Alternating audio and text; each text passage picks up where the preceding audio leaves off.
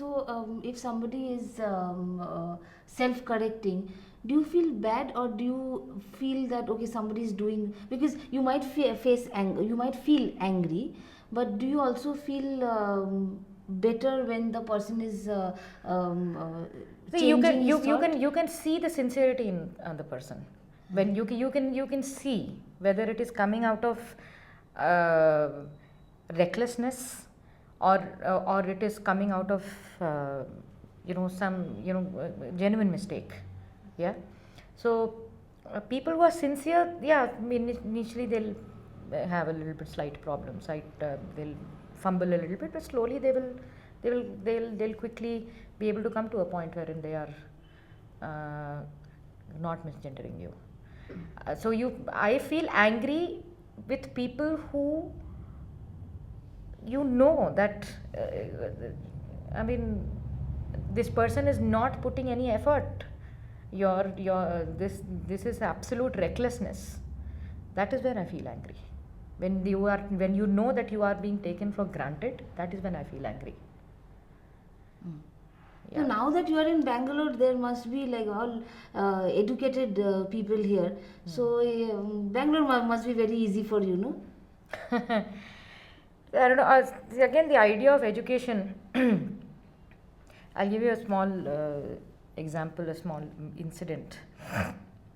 My cook and my housekeeper, I'll use her name. Her name is Mukulji, um, because she needs a lot of, really needs applause here. Um, she knows who I am, and it took me only 2 minutes to explain it to her that I'm not a woman, I'm a boy, and that's all I told her. She's from Bengal. She's from Sundarban, and look at your smile. Bangali ekdam full connection. I na? know, I know. So this one day, she just asked me. She's been with me for a while, and we have a very nice rapport and very nice relationship. Um, and she asked me, तो आपका mummy है आपका घर में, आपका पापा है, आपका दीदी है, भाई नहीं है? तो I said I am the one, मैं हम हैं भाई. तो बोला अच्छा. तो I told her that I was born with a certain physicality, but I'm not a woman, I'm a boy. And she heard it, that's all I said in just 2 minutes. And then she very nicely, she's a slightly elder woman, she must be in her early 50s, and she's a mother, a loving mother. So she immediately she empathized with me, and she's like, all this doesn't matter. And like she said, ये सब कुछ नहीं होता, जैसा भगवान बनाया है वैसा ही है. आप ऐसा बनाया है तो यही ठीक है. हाँ, तो आप लड़का है तो लड़का है. हाँ, so मतलब she, in her words, she uses, mostly speaks in Bengali, and somehow it looks like Hindi. She was telling me in her own words that if you're a boy, that's, if you say you're a boy, then you're a boy, and that's all. Okay. And she was very concerned. And this is a woman who does not even know how to write her name, not even in her own language. Okay. So in your so-called regular definition of educated and uneducated, well, she's not literate. She has not gone to school. She doesn't know how to read and write at all. But she's a very emotionally intelligent woman. She has a very developed intellect. Okay. And it was a lovely conversation I had with her. And what were her concerns? So her first thing was, she was thinking like as a mother, from a point of view as a mother, and she was like, how difficult. I mean, she immediately got very concerned for me, that you must have suffered so much as a child, and it must have been so difficult for you. And she was talking to me very lovingly and very kindly, And that's the thing. You have a lot of people, the so-called educated crowd, and most of the time, this is the experience I've had when you tell. I mean, that people don't understand the difference between sympathy and pity. Okay, sorry, empathy and pity. I didn't mean to say sympathize. Um, so with her, you could see that was something very genuine, and she had a lot of questions for me, and Like? um, yeah, again, I mean, she had a lot of questions for me, but like they say, it's the way she asked me. It was not at all offensive. It was so genuine, and she was asking out of very healthy curiosity. She asked me, like, she had a few minutes were spent on how I am a man and things like that. I mean, what I exactly meant by that. So I explained it to her about transgender existence and things, and then she asked me, okay, so uh, what? So if you want to get married, then? So I said, yeah, so the same way you want, like, you get married, I'll get married if I find somebody. So, so then she had that, she wanted to know how will I have children. So for that I told her that, okay, I knew what she meant, okay. But first I told her that having children is a different matter. But you can have children. There are various ways in which you can adopt. You can go for you can Surrogacy and yeah, I mean, everything. not surrogacy in general, but you can what is that called, artificially, IV. yes, I forgot the term, but yeah, you can go to a center and you can get yourself pregnant or Artificial insemination. think. Huh. Yeah, She meant sex, yeah. So making love. yeah, so see, that's why I told her that, okay, you know what, sex is an important, it's a very important topic, because people think when you talk about sex or making love or whatever you want to call it, most people think about it as a penetrative, it's most people think about penetrative sex, wherein you imagine a man with penis, and you imagine a woman with a vagina, and the intercourse happens, and then that is sex. So that's not what really sex and making love is about always. Okay, so that is one way. There are to have a sexual experience, it's not always necessary to to have a penetrative sex in the way you have normally, you've grown up learning. Okay, again, the term sex is it's such a taboo. People don't discuss it at all, and people are very very shy to discuss it. But there should be more dialogue about it, and that's what I told her, that okay, let's say, I mean, even if it was really an issue, you get married, how long do you really keep having active sex? It's for some time, and then what is important is how happy you are with your partner. That is primary. That's primary for me. Okay, even if sex is primary for somebody, that's fine. Yeah, you have that dialogue with your partner. How you need to have those kind of discussions. You need to talk about these things with each other. And having sexual experiences, we can have sexual experiences in a variety of different ways. Yeah, so it's just about thinking and exploring. Yeah, and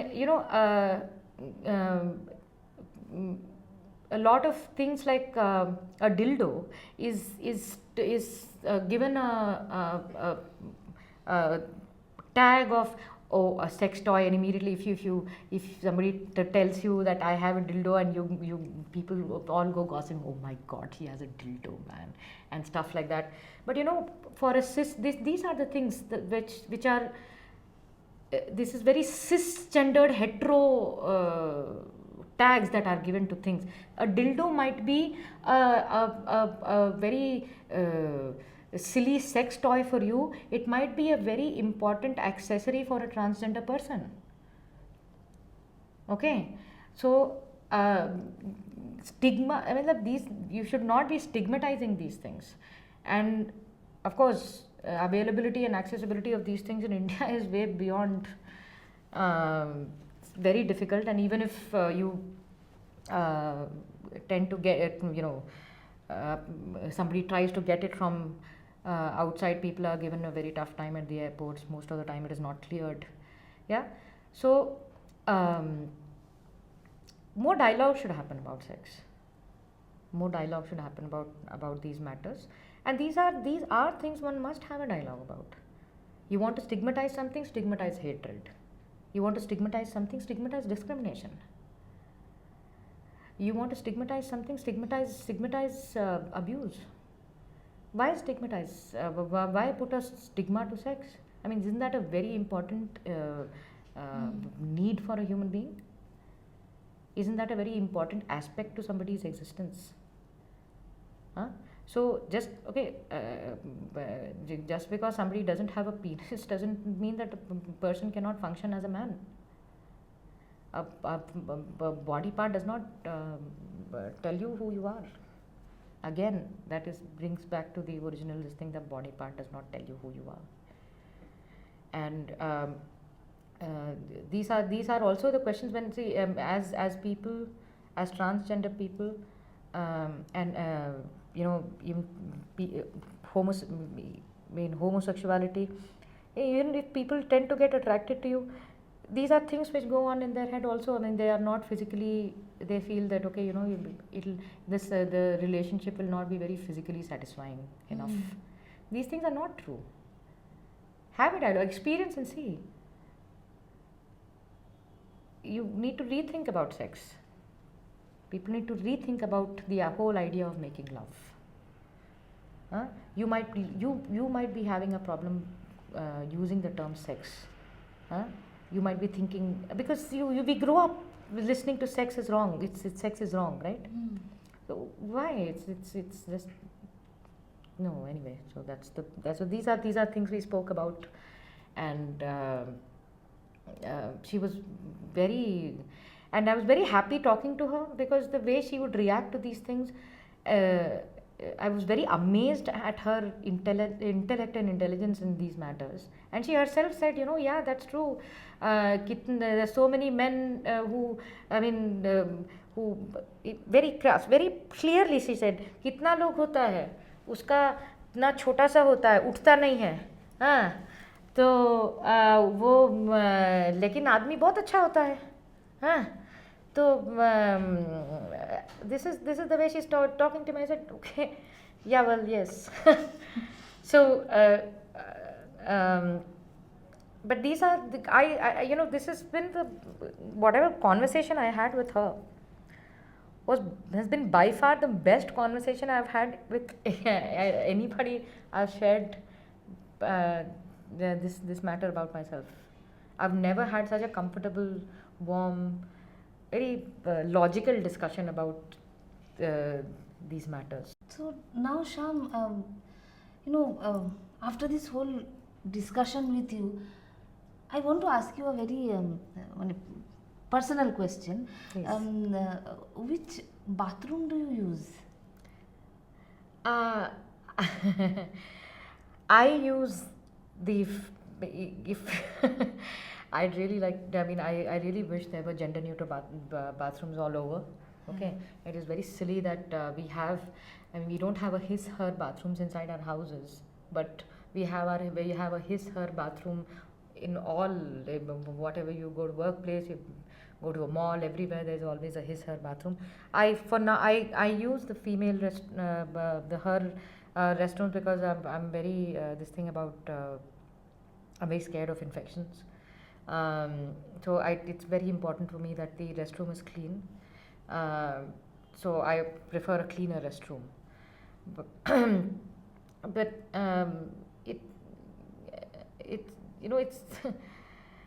it's a very uncomfortable process. I don't think about it too much, but yeah, because on behalf of other people, people do get very uncomfortable. A lot of transgender people, they do not use the restroom for 8-9 hours in when they are working, because they are very uncomfortable of going to the restroom. Because if a lot of times people get to hear, this is not the restroom you should be using.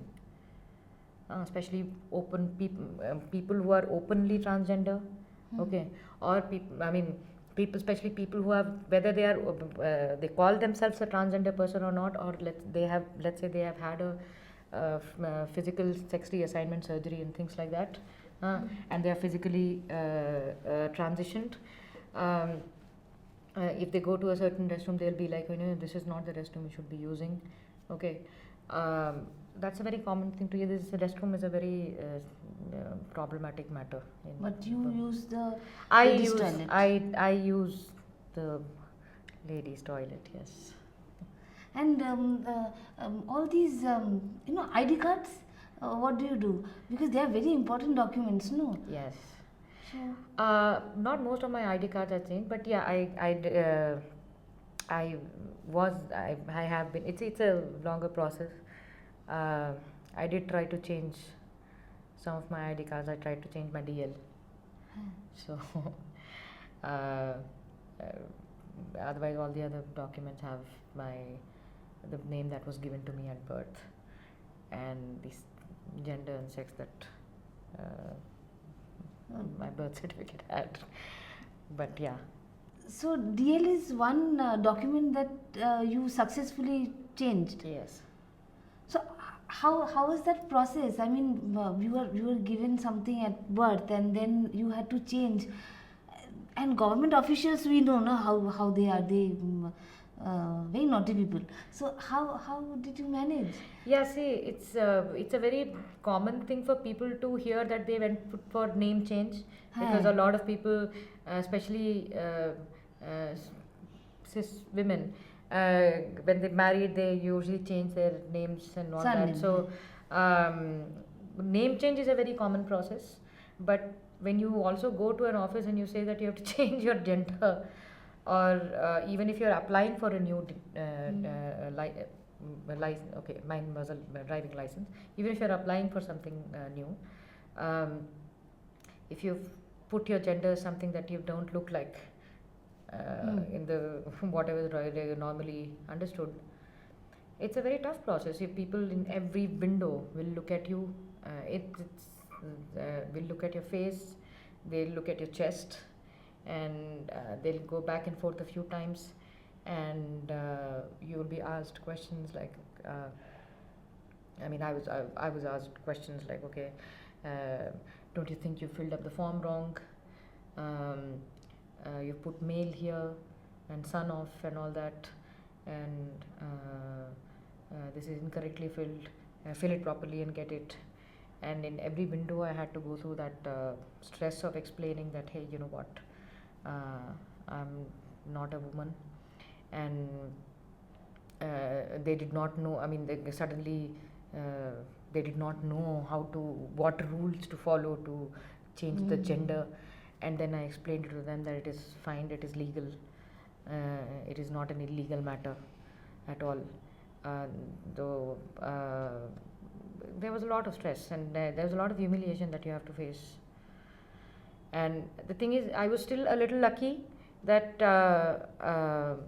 I did not, at least, okay, my experience was not very traumatizing and violent in nature, or nobody completely rejected and my application and threw it away. But other people do experience these things. I had to go through a little bit of struggle and to explain at a few places, and some places, some of the. I mean, I had to be very strategic though. I had to be very, very strategic. I went when there was a lot of crowd, so I made sure when I was giving an application in a particular window, there was a lot of crowd, so they didn't really look at my face. They just looked at my form and then slipped it. So, but some of the windows where I was not that lucky, they caught me in a very they could completely see who I am. And they, you have to go through this test, uh, like a viva or something. So that person was a little difficult, but somehow at least it happened, it went through, and I was able to finish the process in the scheduled time. But most people, it doesn't happen, they have to keep running back and forth, and they're very humiliated, and their application is thrown. So DL is one document that says that you are a man. But I don't really need that though. I mean, that is just for an ID proof, because you need something ID proof. Staying in the country, ID proof. Yes. When you go to doctors, do you visit gynecologists? That's what I said. See, it's your primary, secondary sex organs are important aspect of your biological self. If I'm having some health issue which is related to gynecology, I will go to gynecologist, and whoever the specialist is, I will go there. Shyam, you said that government officials, it was very difficult, and offices, and you spoke about safe place also where you disclose. So the hospitals must have been safer place, no, when you go and visit doctors. The thing is over there about, it's mainly disclosure comes when you have to fill out the form, and you have to because you have to give your name. I usually give the name that is there on my legal records, because I have to get it's tied up with my medical insurance and things like that. It's important that my paperwork is fine. But in the recent past, in the past for 5 years, whenever I visit a doctor, especially, I do tend to tell them that I'm Shyam and this is who I am. But sadly, you'll be very surprised to know that doctors are actually, at least right now, doctors are quite unaware of what transgender existence means, and they often mix it up with intersex experience. Intersex people are those who either will have both. I'm giving very rough meaning of this. Intersex people are those who usually will have mixed primary, secondary sex organs of male and female, or as they grow there will be some hormonal why do you call it imbalance? That's not something more and less is not really imbalance there. Okay. Change. Hormones will exist in a manner which will be there. They might have that of a female as well as male. Okay. Again, when you say imbalance, you are expecting some. You are putting some reference there, which is not correct. So, so that's a different existence. Intersex people, that's a different body altogether. That is not who I am. My body functions like that of a female. I have periods, I have a uterus, I have all of it. So when I disclose this thing about myself to doctors, a lot of them, they it comes as a shock to them. So they are educated, no? So they should. So that's know. what I said. There is the people have to really revisit the idea of education here. Like once I had a very disturbing experience with a gynecologist, and this was especially in that initial time when I was myself addressing this matter, and I just started to come out. Okay. And I was not so confident. I was very nervous at that time, and I get a lot of panic attacks and things like that. So this person, I went and the minute I entered, she looked at my form and she looked at me and she said, um, you have a very feminine name but you look quite different. Then I told her that, ma'am, I'm not a, um, I'm not a woman. I'm a man. I'm a transgender man, and but this name is the name that was given to me at birth. Uh, so then she heard the term transgender and she asked me, oh, she assumed first. She thought, like I said, she thought it's. Oh, so do you get your periods? She started asking me questions, uh, and which are very offensive. See, these are like I'm okay. I am okay talking about periods, okay, but most trans men are not. Many trans men are not. Many people who are very dysphoric about their body. People who, I'm also dysphoric, but then I'm okay about talking about these things. Okay, people are very dysphoric about getting periods. Huh? Um, uh, they are very uncomfortable addressing. You know, if you look at somebody's chest and say that you have, oh, your breasts are lovely, people will be very uncomfortable with it. Yeah, I'm also uncomfortable with that. Yeah, so this doctor is asking me, you get periods and things and all that. Then I explained it to her that, ma'am, I'm not an intersex person. I'm a transgender person. This is a different existence. So she said, oh, so you just think that you are a boy. You need to see a counselor. She thought that I'm just having these delusions about myself. Uh, um, you still, she's like, okay, you still are in your teenage, in your thoughts. I said, no, this is not like a teenage matter where you start having silly doubts about yourself and all, but I'm quite sure this is how I am. And then she went on about how sad it must be for the parents, how difficult it must be for the parents to go through all this. And then I went there with a serious problem. I mean, I had some infection on my right chest, and as it is, I mean, when for somebody like me, it is very difficult to, you're so uncomfortable with your body to get such things examined. You're very conscious, okay, you're very conscious all the time. So she's looking at me and she's like, such lovely breasts you have, what people wouldn't give to get, to have that kind of a size and and all that. And that I had started to sweat and shiver already.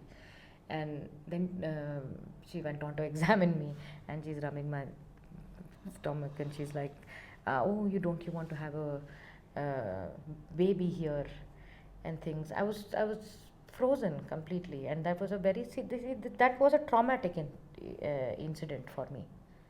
Okay, somebody who's very uncomfortable with the body, somebody who has serious dysphoria, it's these things that, because it keeps on making you think that, oh my god, no matter what I do, my people are always going to keep looking at me as a woman, and these things, they trouble you. And then that day I went back home driving, and I have no memory of how I reached home. It was a very disturbing experience. But what I want to say here is that, see how silly this is. It is a very important matter for people to really be aware of. Fine, I mean, socially this has to be understood by people, yes. Come on, doctors, you have to know. LGBTQI, lesbian, how it expands: lesbian, gay, bisexual, transgender, queer, intersex. Okay, LGBTQI, this is not an area of interest for somebody to study. This has to be made, awareness and education on this has to be made compulsory. Departments like psychiatry, departments like gynecology, urologists, endocrinologists, these people, they have to understand what transgender people are, what their bodies are, how their I don't know very good words here, but how they function, their needs, what are their body needs, what are their health issues and things like that.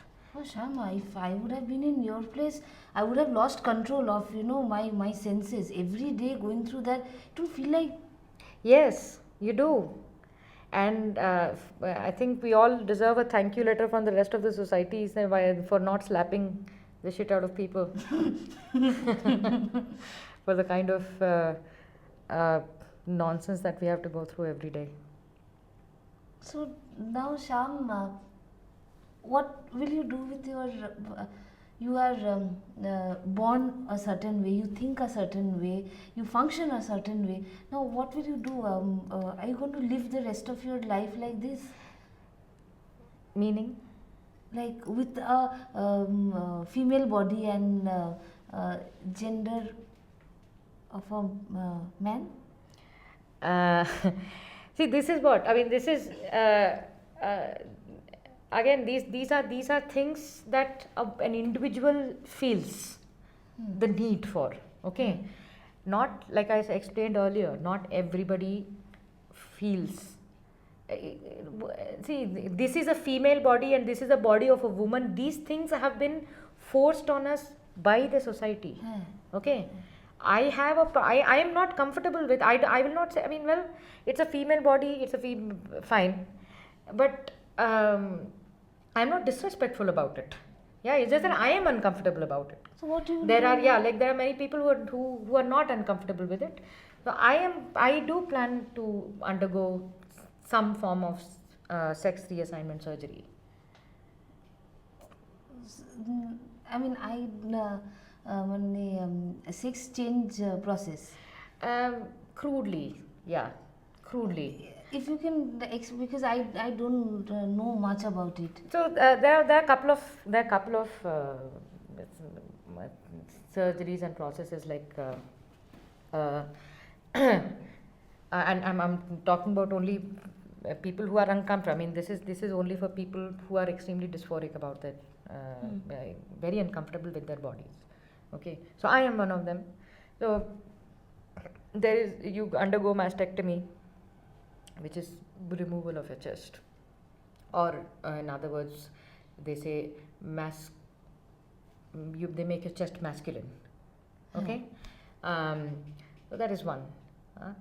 And some people go through hysterectomy, which is the removal of the ovaries and uterus.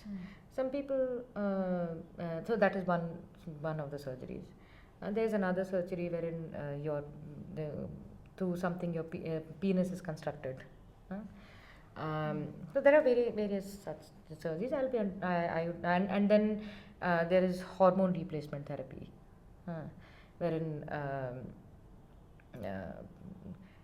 your whatever, like for me, for somebody like me, testosterone is injected, and you keep going through that. I mean, you go through some checkup and stuff like that. If your body is healthy to take up the hormones, then you keep taking the hormones, and then after some time you'll get facial hair and things and all that, and stuff like that. So there is something that you can align with.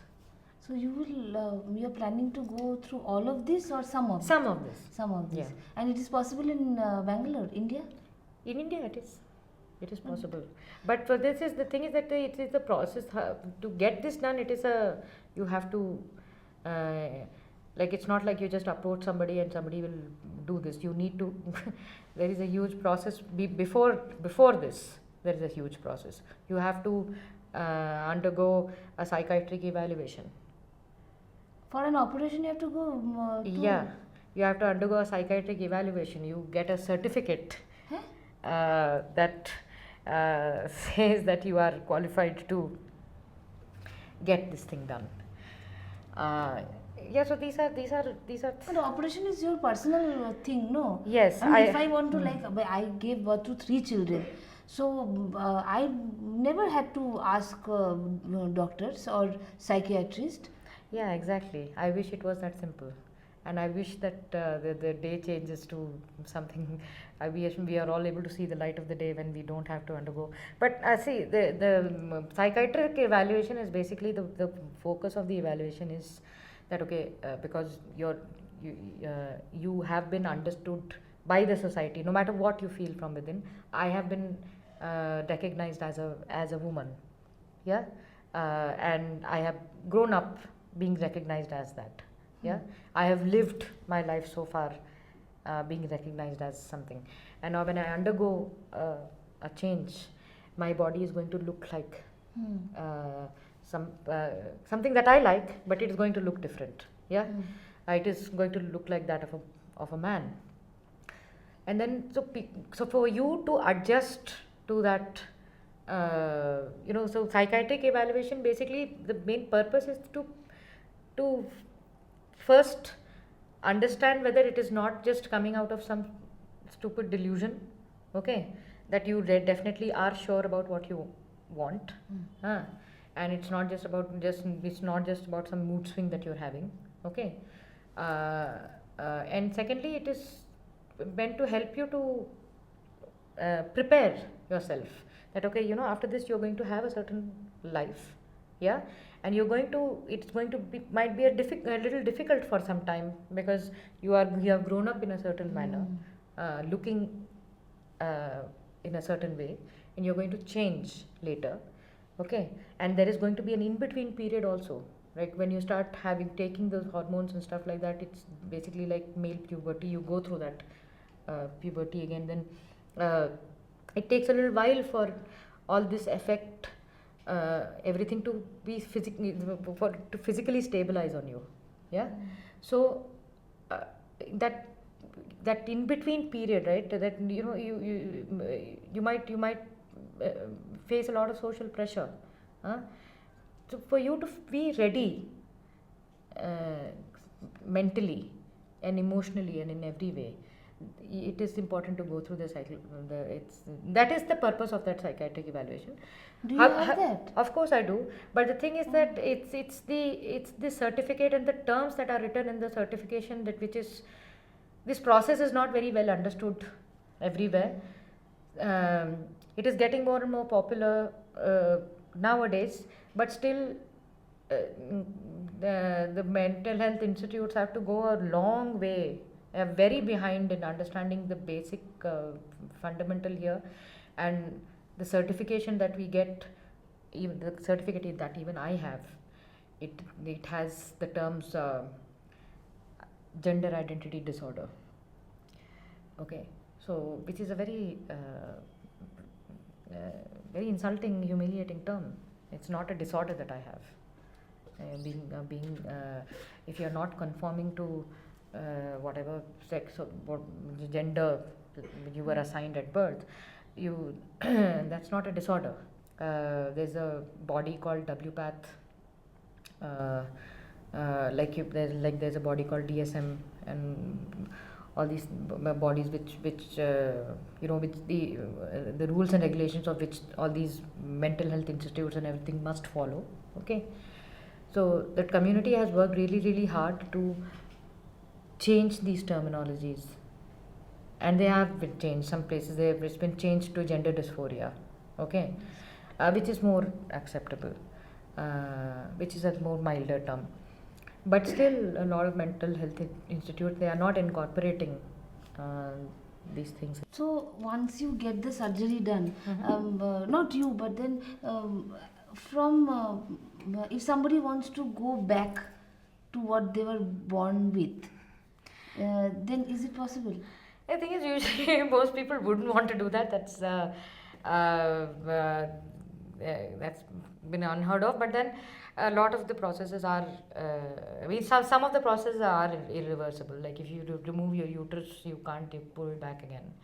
So yes, so that is why these are the things, the psychiatric evaluation, when you through the therapy period that you have with your psychiatrist, and psychiatrists basically are the people who are authorized to give you the certificate. But most people go through this therapy with psychologists also. Uh, um, so these are the things they prepare you for. They make you understand that, okay, some things are not going to come back. So are you ready for it and things like that. Sham, I don't know about you. Maybe you must be educating a lot of people. I heard so many new things, and it has been a very heavy session with Sham today. But today's closing, I will not do. I will let Sham do. So, Sham, if there is something that you want the larger audience to know, what would that be? If the larger audience is watching this video, if the larger audience heard my story with my cook Mukulji, um, all it needs, you don't have to even if you don't understand what transgender means, or all these terminology means and things like that, all you need is humanity. All you need is is compassion. And if you have the ability to love genuinely, if you can understand very simple matters, that I am a human being and you are also a human being, and for this I'd like to quote my cook. This is what she said: I'm मैं भी मानुस, आप भी मानुस. Or so I have my needs, you also have your needs. And if I think, and I'm just quoting her, I'm just saying whatever she said, I'm saying this in English. She said, if I think I deserve respect, it is not my business to think that you do not deserve respect. And if you have basic elements of humanity in place, you don't need a lot of explanation. Acceptance comes from within. And these terms like acceptance, inclusion, and things like that, although people use these terms in a very it's a very cool thing to use these terms, but then think once, what do you understand by acceptance? Acceptance is not like, most people when they say they accept you, what they really mean is that I am allowing you to walk around here. I'm going to honor a few things about you, like, okay, fine, I'll call you by the name you like. I'm going to call you by the pronouns you prefer. That is fine. But they don't understand what is the deeper meaning of acceptance really. Inclusion is a very, even if nobody is troubling you for who you are, even if you're not facing any kind of a violence or trouble, but then inclusion is so poorly understood. You need to think these things, that okay, fine, you hear the term transgender people, all these things are getting very popular, but how many people are you really seeing around you? Because people don't feel safe, people don't feel okay. And by safe, it does not mean that okay, they fear that you'll be slapped and things like that, because it's still very stressful to be around people who do not understand how to be with you.